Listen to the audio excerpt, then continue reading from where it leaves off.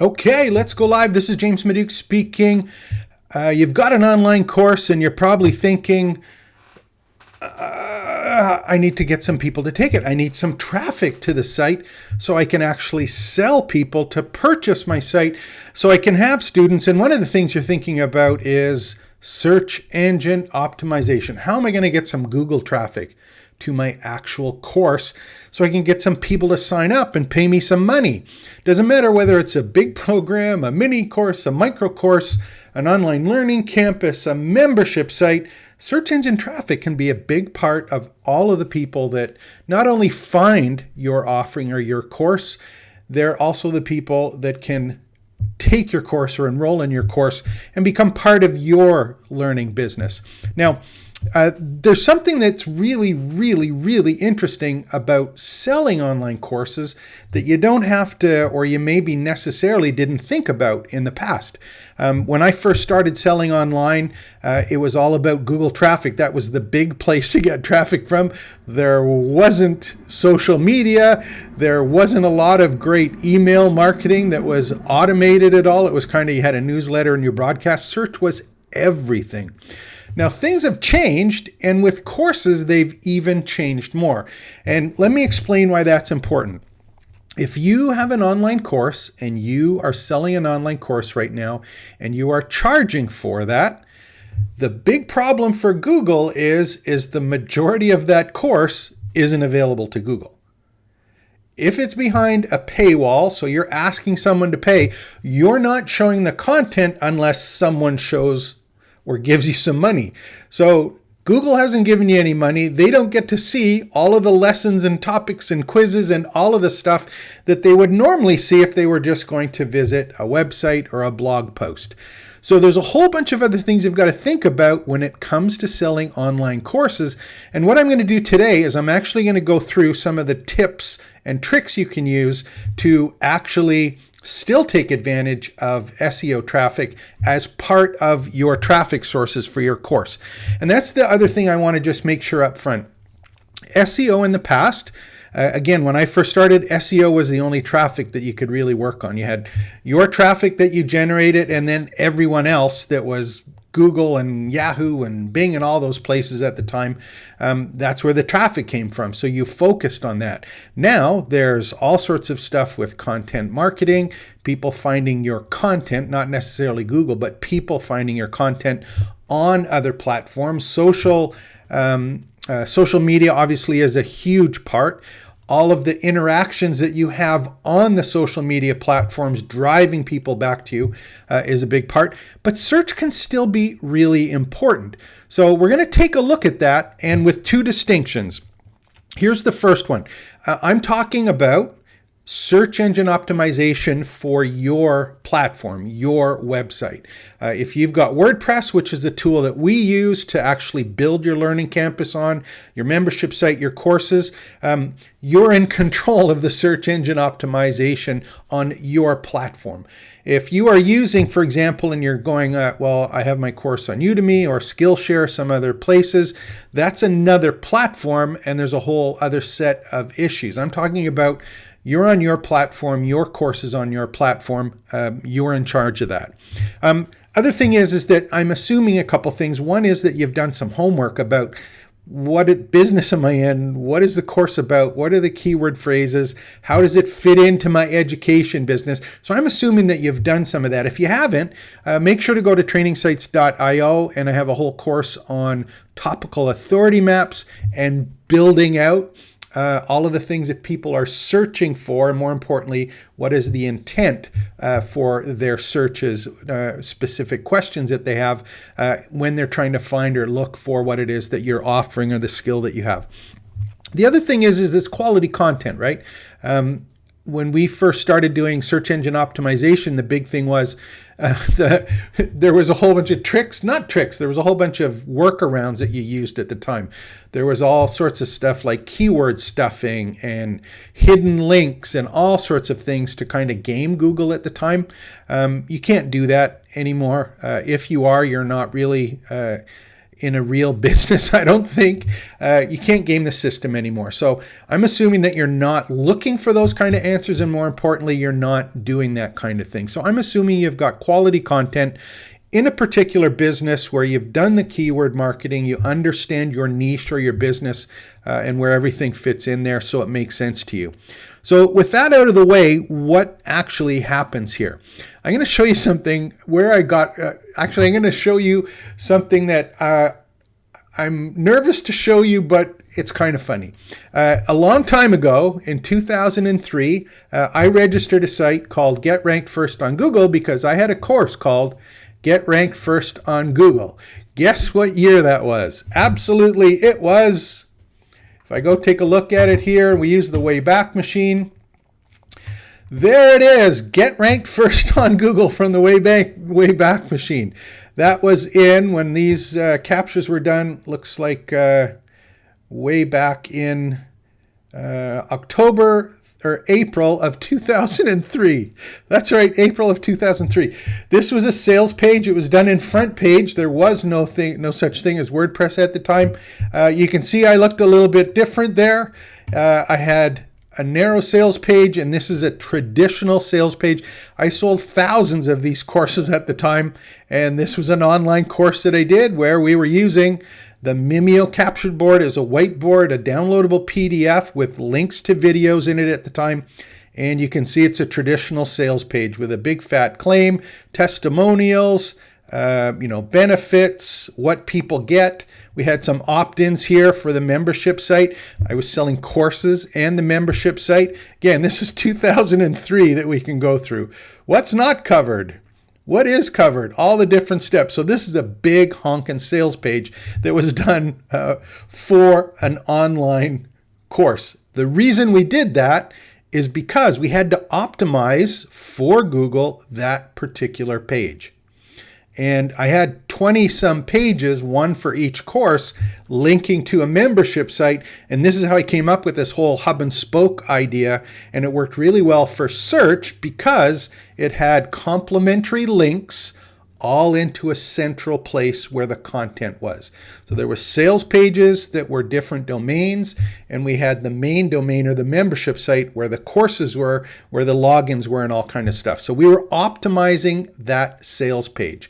And that's the big thing when you're thinking about it with a course, is when you're looking at a course, and let me just go and we'll pull one up here for a second just so that you can see it. If I go, for example, and I go to, just going to go to another site here. We'll just go to one just so that you can see it. If I go to a particular site now and you have one course or multiple courses, if I go, for example, if I go to the library on trainingsites.io where we've got 40 some courses, these courses, there's an archive page that has the listing of courses.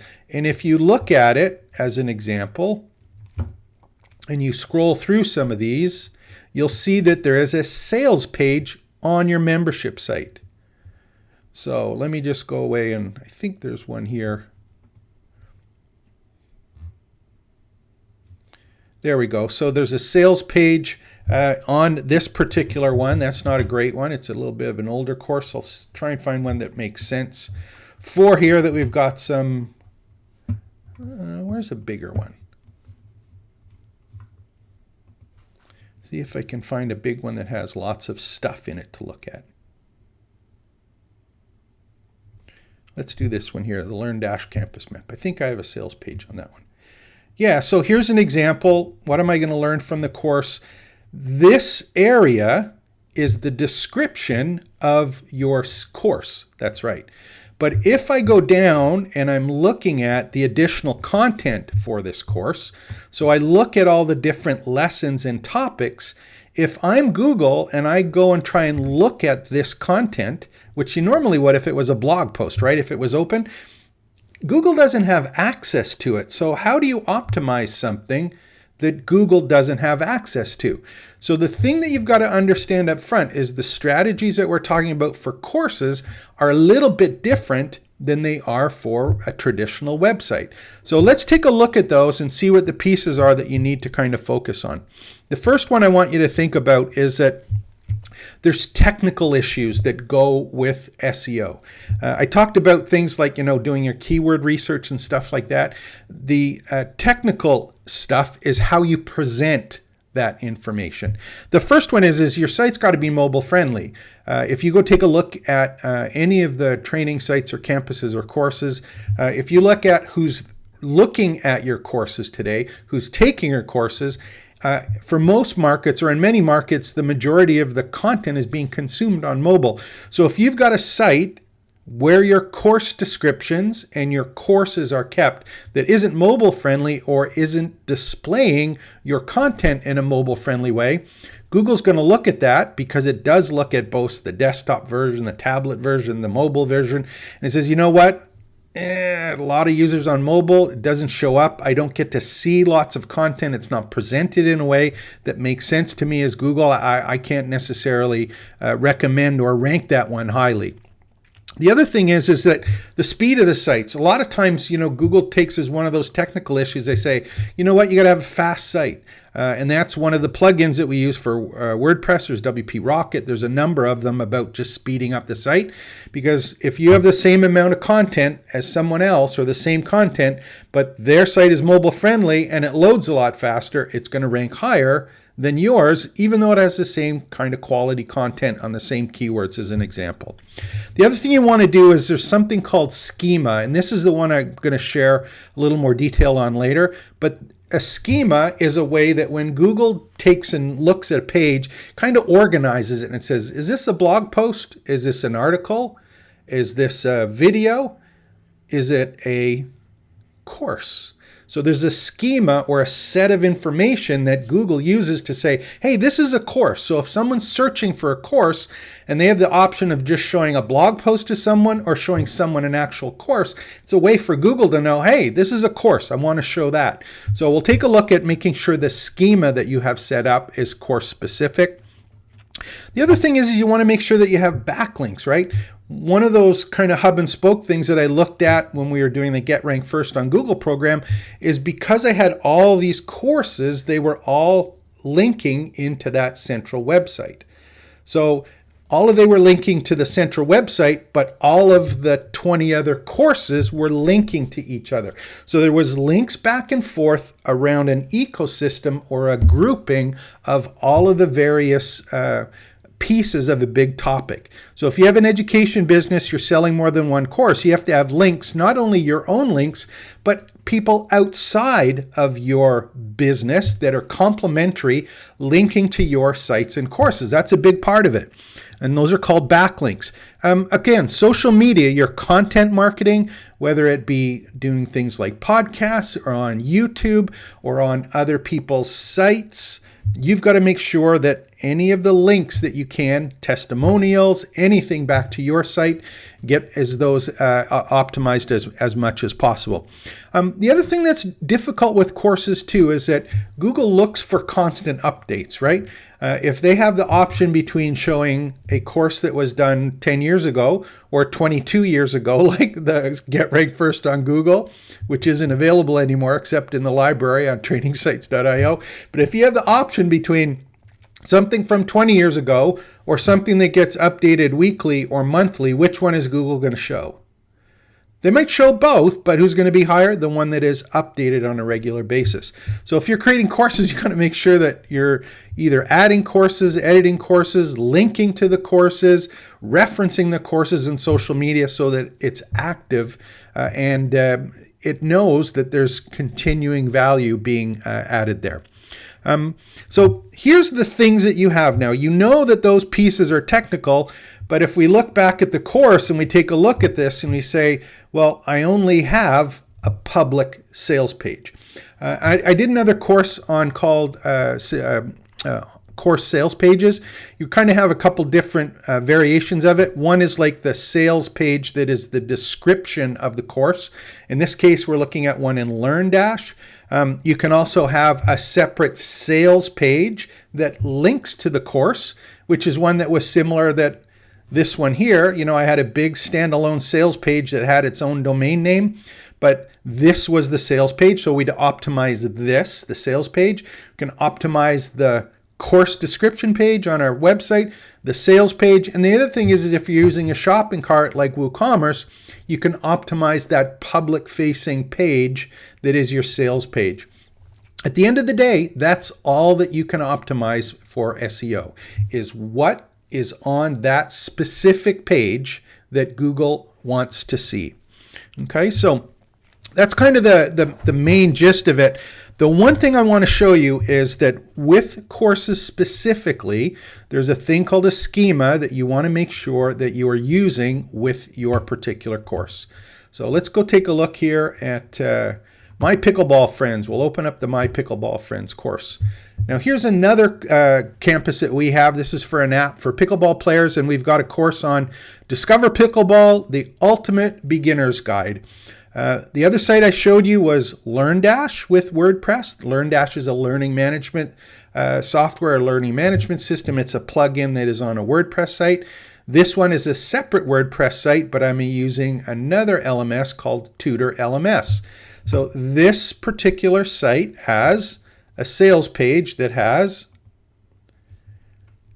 same kind of things, right? About the course, what's in the course, what are the benefits, who it's for. There's a place for reviews, question and answers, announcements, resources. So it's got some information here. This is what we need to optimize. Now, when you go to optimize something and you're using the WordPress site, there's a number of tools that you can use to help you out, right? The one that's on this particular site and the one that we use, and again, there's multiple versions that are covered in actual other videos that we do, but if I go take a look at the dashboard here, we're just going to log in, and I'll use this one here just so you see the left-hand admin menu. If I go here, you'll see there's a plugin called Rank Math. And Rank Math, let's do the general settings. Rank Math is the SEO plugin that we use to optimize the content on our WordPress site. And Rank Math has the ability to go through and make sure that you have, for example, the images set up correctly, that the titles are SEO friendly, that the content is SEO friendly, that there's a specific density or number of references to the keyword or phrase within the body copy of your sales page. This will all get done and actually scored in Rank Math, and that's a great place to start, which is traditional SEO, right? But the one that's special is if I go take a look at this particular tool that we have, and this is available in the regular and the paid version. This is the pro version. There's one here called Titles and Meta. And when you're optimizing content on that sales page, you want to make sure that the actual title is optimized for your keyword or phrase. You want to make sure the course description is optimized for the keyword and phrase. Also, the images are optimized for the keyword and phrase that you're trying to target so that they rank highly. But here's the one that's interesting. If I go and I look through these titles and meta, remember I said there's like a blog post kind of way to index them. There's one for articles, there's one for videos, but if you look down, there's forums, discussions, products. You can optimize your WooCommerce products. You can look down, you'll see there's one for courses, lessons, and quizzes. Now, by default, if we take a look at, let me just open this one up here. We'll just do posts. This post type, this schema, right here, you can see the schema. You can see there's a whole bunch of different schemas that are appropriate. So what this one is I'm saying if I'm writing a post, I want to use this schema. I just got it as the article one. So this is a template of the fields that are being sent to Google. We want to make sure that when Google comes to visit, we're going to make sure that we provide them with the information that they need to know that it's a course and what the course is about. We have one here, which is courses. So if I look at courses, there's a schema that's different. What is the single course title is here. And it shows the actual title that shows up and a little bit of a description. This is takes the excerpt of the course description, or we can customize it. Is it part of the archive? Is there an archive description if you have multiple courses? And this is the one where we can just say it's a course schema. And when I do that, you can see that it does some other things that are here for us. Links to Facebook, SEO control, custom fields. These are all specific to courses and they don't show up regularly. So you have to make sure when you're creating your online course and you're editing the course, let me just go and edit this one. When we're editing the course, you're going to go and look in your WordPress site. You're going to look at your course description. And when you open it up over here on Rank Math, see, there's my big course, my description, my sales page for the course. This one it's in. But if you look up in Rank Math right here, it has the ability to let you know what is working and what is not. So if I put pickleball, excuse me, just make sure my mouse is working there. So I'm going to put pickleball. That's my keyword. Now you can see that this one right now, 57 out of 100. 100% obviously being the best, but I'm at 57 right now. And I can go and customize all of the specific pieces of this course based on the schema that I gave that are going to help it optimize or be show up better at Google. And this is a tool called Rank Math. There's other ones, Yoast, SEO Presser. There's a number of them. They're all good and they all do a similar thing. What I'm telling you is at the end of the day, if you want to have better search engine traffic, you're going to have to make sure to do all of the common things that you would normally do when you're doing search engine optimization for a blog post. The only difference is you want to make sure that you have a schema that is specific to the courses so that when Google does come to the site, it knows, hey, this is a course, not a regular blog post. And just understand, if you're on the other lessons and topics and all those things that are actually behind the paywall, I wouldn't bother with any SEO optimization except for one piece. And let me show this to you. Remember we optimized, for example, for the word pickleball here, the main kind of word or phrase. And again, that could have been a phrase if I'd put it in. Sorry, I was just showing them, optimized for the word pickleball here. That's for the sales page or the front page of my course. If I'm looking at, or I go and I say, you know what, I want to go and edit that course, and I've got the course builder here, inside the content, if I go and I open this one in a new tab, let's see if I open it. It goes to another one. So there's the topic name and the topic summary. That's not what I want to do. On this one, I got to do it in another place. My apologies. And this one's tutor a little bit different. Let me do another one here. Just shows, so it shows a little easier to see. When you're doing the course, remember you've got lessons and topics and quizzes that I was talking about. Those particular ones, remember, are hidden. It's a paid course. They're hidden. But if I'm looking at my course and I've got all these things here and I'm looking at it and I go, should I optimize inside these lessons and topics? No. On the other hand, what is available to Google is the lesson and topic titles. So if you're focusing on a keyword phrase, for example, pickleball, or if it's on building online courses, or if it's playing guitar, or if it's training your dog, or if it's earning more money in your business, or doing sales training, or handling objections, whatever it is, you have to make sure that the titles and the topics that are available for Google are also keyword optimized. So it's not about the content, because Google doesn't get to see that. It's about the titles and the descriptions for the lessons. And the more that those titles and descriptions are keyword friendly and phrase friendly for the ones that you're targeting, that's going to help you out. So we've got the schema, the titles and descriptions. We've got backlinks coming to it from outside, social media coming to it from outside. Also testimonials. If you can get testimonials for your courses and make sure that those testimonials can be both external and internal, so you can get people talking about it from their site coming in. But that whole hub and spoke, that whole complementary kind of messaging around a particular topic or your area of business where you're building out your course or your campus and what you're trying to share with people and actually teach people, any of the tools or any of the content that is complementary to that, you want to make sure to try and links to the course in whatever reference or way that happens to be. Let me go back and we'll just go, there's one there. So the pickleball one here, for example, we've got, if I target on pickleball, if I take a look on, we got pickleball, pickleball equipment, pickleball rules and scoring, skills and strategy. We've got pickleball leagues, tournaments, pickleball adventures, pickleball journey.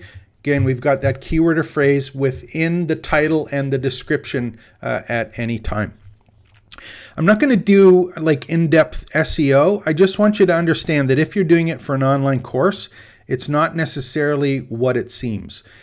Schema is the big thing. Titles and descriptions are the big thing. And just make sure your sales page is really well optimized.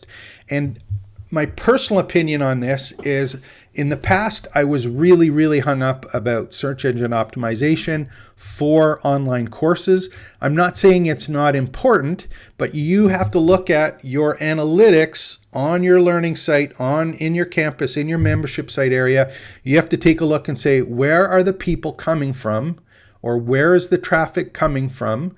And how much of that traffic is turning into customers and students? Is it only from search and from Google? Is it from social media? Is it from outbound marketing that I do? Is it from affiliates perhaps that are being put in? Is it other sites or social media where I actually post and involved? Am I in a community, other places? And am I local? The other thing that you have to kind of consider is that if I'm doing this for an online business, what happens if I'm doing blended learning and I end up that I'm going to go and have a live seminar training plus the online course? So, just understand where you are and just put the amount of effort in that's appropriate for this one piece of traffic. And my personal thing is I don't really get too hung up on it anymore. I know that the social media, the outbound marketing, the other things that I'm doing with affiliates and joint ventures, I'm going to get far more traffic to it. So hope you enjoyed this little thing. I'll put all the links below. And again, if you want to find out more about SEO for online courses, you can reach out to us at trainingsites.io, which is below on the screen there. And actually, if you want to, you can book a call with me. Just go to trainingsites.io/talk or /strategy. I'll spend some time with you. We can just talk about what you're doing with your course, how you're marketing course, that kind of thing. And just remember, trainingsites.io, we have a whole bunch of courses, the older ones from the library, the new ones were there. Those ones are available. A lot of them are free. Some of them are, in fact, paid courses. We have that if you want to do it yourself. If you want it done for you and or done with you, we have our whole agency business where you can find out about that at trainingsites.io. I want you to like and subscribe to the channel. Of course, we're doing these every day. These are live sessions. I have all sorts of stuff to share. After 2003, since I started actually 5 years before that, 1998, but I got like 30 years of stuff here in my head that I'm trying to get out as quickly as possible and share online so that you can learn from some of the stuff that we've done really well and some of the nightmares and stuff that I've done personally that didn't work at all. So my name is James Maduke. Hope you enjoyed this. We'll see you again tomorrow, hopefully. Take care and expect the best.